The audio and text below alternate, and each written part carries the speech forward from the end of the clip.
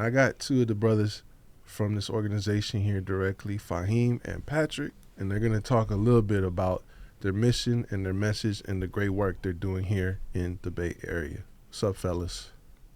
Thanks for coming through today. Absolutely. Thank you for having us. So let's talk a little bit about why the name 100 Years Enterprise. I remember Mays made this comment. He said, well, why not? And the reason being because it's about 3 men collectively who did 100 years of incarceration in their youth. And so we came together. We tinkered with a couple names, but Patrick said, hey, we all did close to 100 years collectively.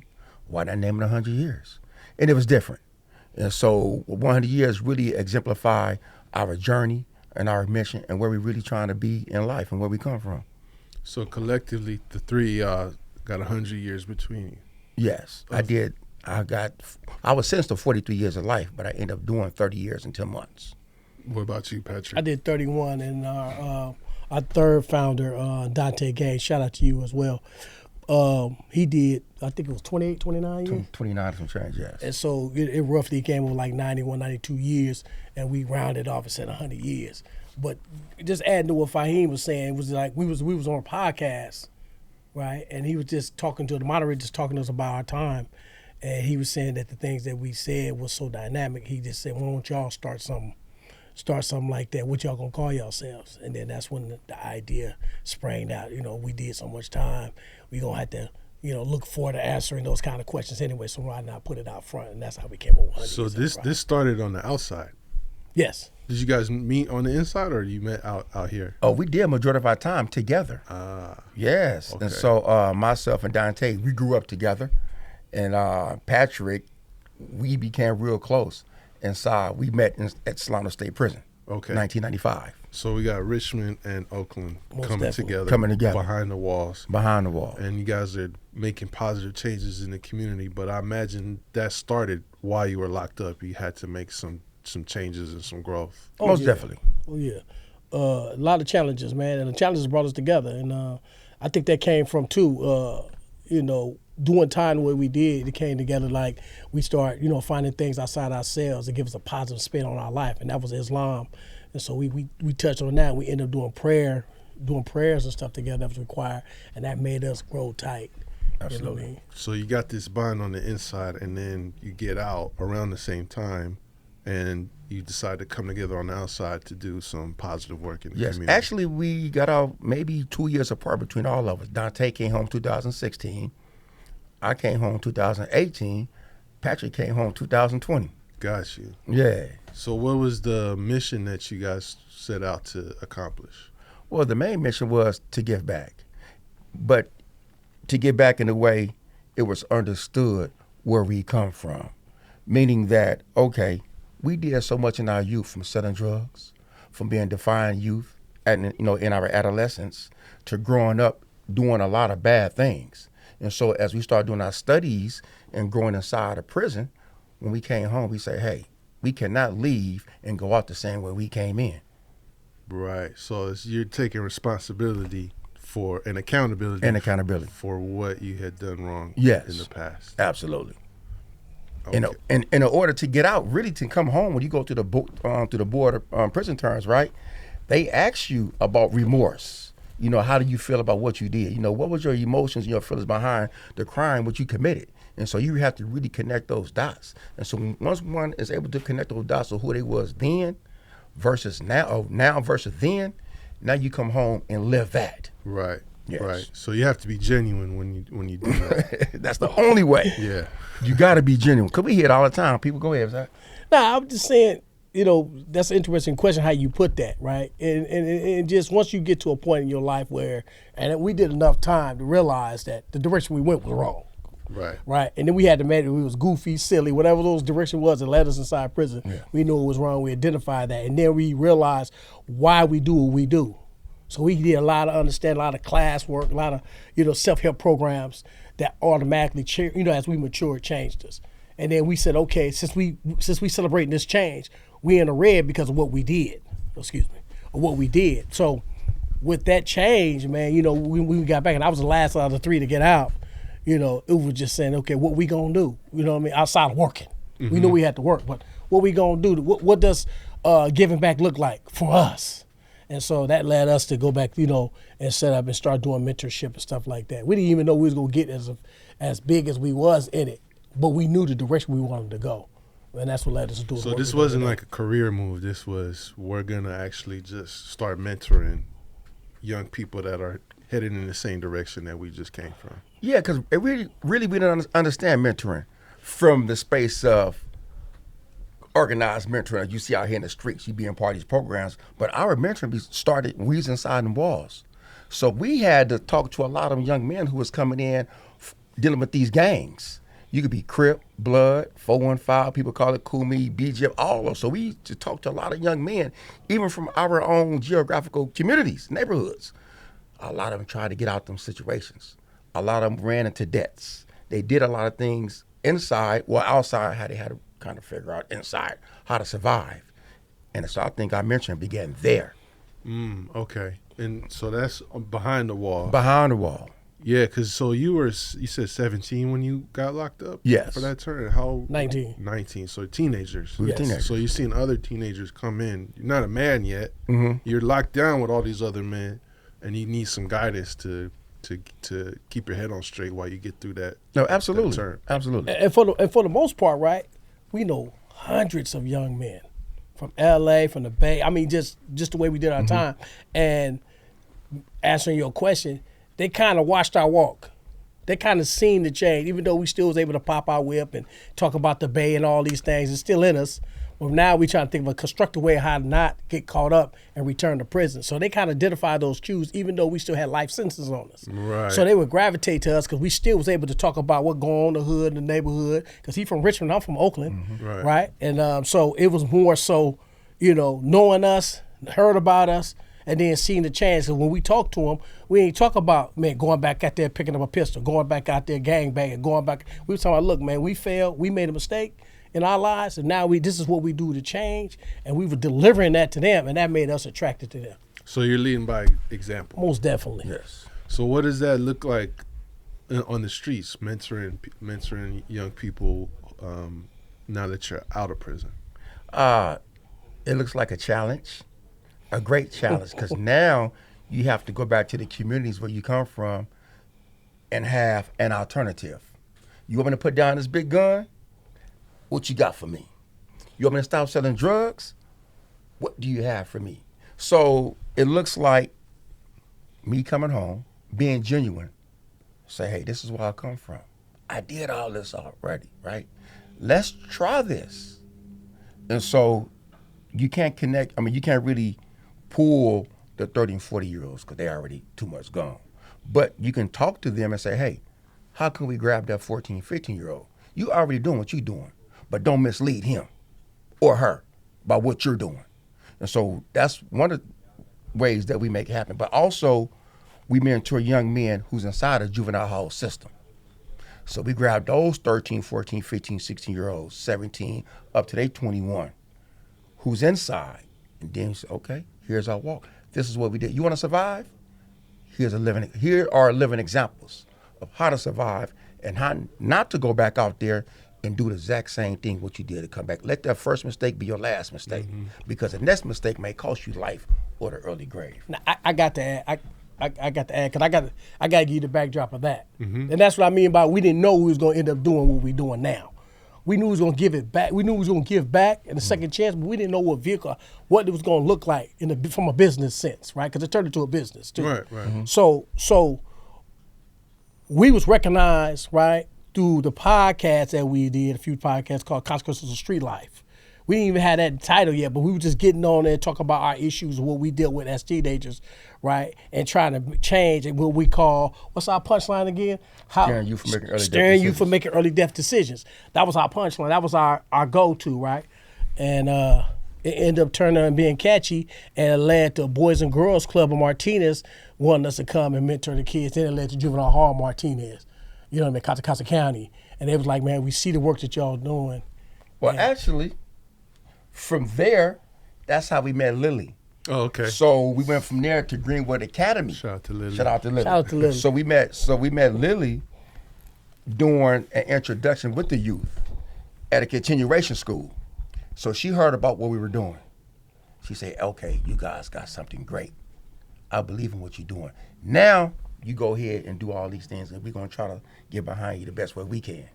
I want to ask you a little bit more about your approach. When you talk about giving a young person guidance for survival, Yes. so a lot of times you deal with young people on the streets, they don't care about their survival. They don't. They feel like they have nothing to live for, which is one reason why people end up going down that road. How do y'all reach somebody who's coming from that type of place and position? Well, I have one way is just say there's a young man who's digressed real far and all he know is the streets. I'll find a way to connect. Who is your mom? Who is your dad? Who is your family? Then I make that connection, how I know them. Then from that piece, I get permission. Now let me pull you to the side. Because many of them just need a lot of love and attention. So you pull them away from those who are pulling him. Say, now let's try this. Let's sit down. Maybe it don't work today. But I'm telling you, I'm here to show you that I'm not going to give up on you. Every time you need something, my phone is on. The door is open for any type of conversation you may need. A conversation you might not be getting from your dad. You might not get from your mom or anyone else. You might be having an issue to where you don't trust nobody with your information. A lot of kids been sold out and been told so many lies, right? Or just being misled from their trust. And that was, so once you build a trust with a young man, then it starts to work. It might not work today, but you will know the next time you see him, the next time you pull up at his house, the next time you call him, or he call you, then you know it's working. Wow, very powerful. So Yes. you're attacking this stuff head on. So Most definitely. Grassroots, boots on the ground. And so what I just said, what I asked you about a young kid in that position, you're able to identify the root causes. Well, that's what I just heard. Yes. You feel like you're not getting the attention you need. You've been let down by the people that you depended on. Yes. So you come in, and as a mentor, you help fill that void. Absolutely. I want to add something to what Fahim said and give you an example of what I mean, or what we mean about the connection, right? The connection comes from, like, I remember this young man, right, out of Oakland when I was in Solano, and I was telling him about my life and the mistakes I made. And he was somebody that was admired and looked to by other youth. So I was trying to reach him, right? And his point was, when I told him that, he said, you just got caught. And when he said that to me, you know, his philosophy about his criminal thinking, right, and me trying to talk to him about the mistakes I made, it wasn't connected. He thought you were running game. Well, not so much running game, but he was just like, man, your time is up. We living at a different time. You talking about something that happened, you old cowboy. That's like watching a Western movie. Right. You know what I mean? They riding horses. We in BMW's business and all that. It's a dick that happened then. Right. So I was like that, but that taught me something because I learned from youth. I said, damn, you know, well, my message got to be, you know, relatable. You know what I mean? So I can't harp on the mistakes I made. I got to harp on the successes I make. And that's what they want to hear. Right? They don't want to hear no sad story all day and you ain't got no solution. Right. So my thing was, when he told me that, I said, yeah, you right. You know, you're absolutely right. And then the next time I talked to him, I said, man, well, teach me something about you. What makes you attract them? And he was saying, man, I don't know. I said, that's what I'm trying to give you. And we clicked. I like that. So I think just from this conversation, people could see you guys got the background for this Yes. work. You have the approach, the practice, the pedigree, the science, if you will, behind reaching these young people. How can people take advantage of the programs that you guys are offering right now?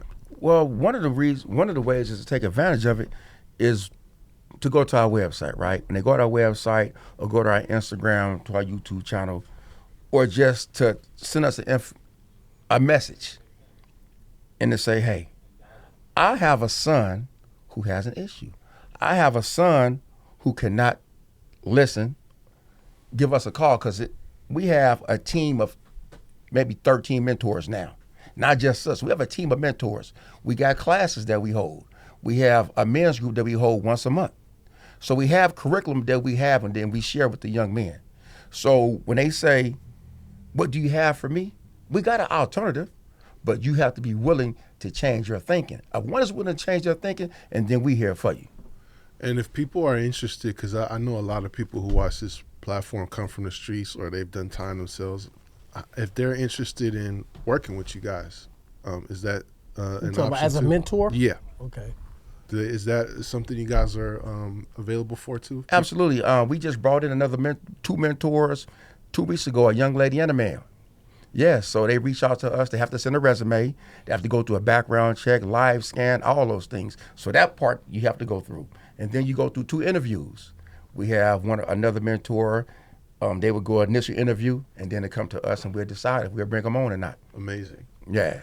Well, I think most importantly, if people are looking to support you guys, either supporting in solidarity and community or supporting with donations, financially, how can they get a hold of you? Well, we got a website called Listen Up at 100years.biz, and I guess you get the information. And that's where we send our emails there, whether it be resumes and stuff like that. If you say you want to be a mentor, right, or just say you're a parent and you seen this and you like me, I'm interested in what you do. Can you guys play some kind of part in my son's life or daughter's life? Because we got 5 women now? Mm-hmm. We got 5 women mentors, right? And the reason why it's important because it reaches into the juvenile hall. We mentor inside the juvenile hall in custody and out of custody, which is called Community Success Pathway, out of custody programs. So we do that, right? And then we also have offices, hubs in Richmond where we work in the schools, Greenwood Academy. You know what I mean? And we boots on the ground with high school students, right? And we do conflict mediation. So conflict mediation is there's an issue at the school. The principal trusts us enough before it blows up into suspensions, right? Allow us to do some conflict mediating with them and talk to them. Now, they may not, on all cases, they may not want to talk to us, but most cases, 90% have. Absolutely. So they talk to us, and then we try to de-escalate the situation by learning how to communicate, right, outside of violence. So that's what makes us conflict mediation. You know what I mean? Okay, so basically, if they want to support, get involved, go to the website, check out the links. Yeah, they go to the send website. an email. We'll put all the links in the description so people can reach Most you. definitely. And we want to make sure that our audience, if you're watching History of the Bay, support the Bay, support the community, support 100 Years. Absolutely. And they can go to our Instagram, 100 Years DOP, our website, 100years.biz, our YouTube, 1HYE podcast, like on the jacket, or 100 Years podcast, spelled like his hat. And you can send us an email at listenup@100years.biz. And that's that's our contacts. Amazing. Yes. Anything else that we should touch on? Yeah. Well, this guy always wanted to come on and speak about his existence in the Bay Area. Yeah, He always got things like, I am the Bay. I'm gonna flex a little bit. Do your thing. I'm gonna flex a little bit. I'm out of Oakland, California, North Oakland. You know what I mean? I'm bush ride. If you want to just add some credentials to it. But okay, hold on one second. No. Bush ride, man, and my key is that I come up with, I gotta say it, with Fab and all them cover up. You know what I mean? But I was been so gone so long, it's a big disconnect. You know what I mean? But a shout out to them. I got respect for them. I mean, they doing their thing. Marshawn Lynch, all of them, they doing their thing, and I'm proud of them, man. I salute them. You know what I mean? They're the next generation. Have nothing. You know what I mean? I'm just doing my part. So, I take great pride in that, being from Oakland, California, and I'm a surrogate of Richmond. I work heavily in Richmond now. They embrace me in the pen, and when I got out, they embraced me, man. I love working in Contra Costa County in Richmond, California. So it's just a great thing to be able to see the work that we doing and be celebrated in doing it. So I got to say it. You asked me, I'm telling you. No, I love it. I love it. And that's the thing about the History of the Bay is it's not just rap cast. It's not just artists. It's not just people in entertainment. There's people, moving and shaking on the ground level, in the community, and behind the walls as well. Mm-hmm. I think we have a lot of respect for brothers like you that have done their time, come home, stood 10 toes down, and especially now making a positive difference. So that's a big Absolutely. Bay Area thing. Can right I ask there. him one thing? And I need him to do this for me. What's that? I need you to give a. Can we give a shout out? Do your thing. You give a shout out to all those who supported us, man. From our mentors on up, man. Give it up, man. Give a shout out to all of them, man. Because course. we wouldn't be here without them. Well, I mean, we have to give a shout out, and it's very imperative that we do not forget. It's hard to really name everybody, Yep. But I would like to give a shout out to everyone who stood behind the existence of 100 Years Enterprise, who gravitated to us, those who came and left. Beginning with the people in our lives, beginning with all our mentors, they know who they are. Beginning with our boards, our families, our friends, everyone who is a part of 100 Years Enterprise. I want to name one, but I don't want to forget a name, so I ain't gonna name a name. But everyone know who we are talking about. And again, thank you all who became part of the organization, those who supported us, those who came and went, everyone who support what we do, love what we do. The feelings is mutual, and thank you so much. I love that. Thank you, brothers, for supporting History of the Bay. Yes. And before we end this, I want to say too that I come from at-risk youth programs as a client that really stepped in, after school programs, all that really helped me do what I'm doing now. Right. My first career opportunity, so I didn't have to go all the way into the streets and do what some of my peers were doing. We're in nonprofit programs. So I have a long background of working with youth, Right. working in education, working downtown in the Tenderloin, homeless families, all that, dealing with some of the same issues. So Absolutely. these issues are really important to me. It's my community as well, whether it's San Francisco, Oakland, Richmond. Right. So I'm really glad that I could use this platform to hopefully get more people to tap in and pay Well, attention. I do want to add, and thank you so much when you mentioned community outreach, because we do community outreach. Actually, January 17th, we will be passing out sleeping bags, blankets, hand sanitizers, food to the unhoused in Richmond, Vallejo, the surrounding areas. We come together once, twice a year and do those things. We have family days where we try to have at the Vallejo waterfront. So we do a lot other than just mentor the youth. Right. Even with the podcast, I do want to say this. We've been in the podcast space maybe 3 to 4, 5 years now, and where we trying to go for those who listening, we're really trying to get a sponsor, from someone who can really get behind us, a machine, and really can help us get to the monetization part of the podcast. Right. And once we get there, I think it's unlimited. We can get anywhere we want to. And I really want to just say thank you, Dregs, for having us on the show, on the back and forth conversation we had through the emails and your team. That's powerful for us, because we have reached out to a lot of people to say, we want to come on the show, get them on our shows. People say they're going to do something, but they don't follow up. Mm-hmm. But you, my brother, I want to just say thank you. Thank you, Fahim. Thank you, Patrick. Respect. For following up and answering the emails and making this happen. Shout out to the team. Appreciate y'all. To the team, and that means a lot. Because I was watching the Spice One segment.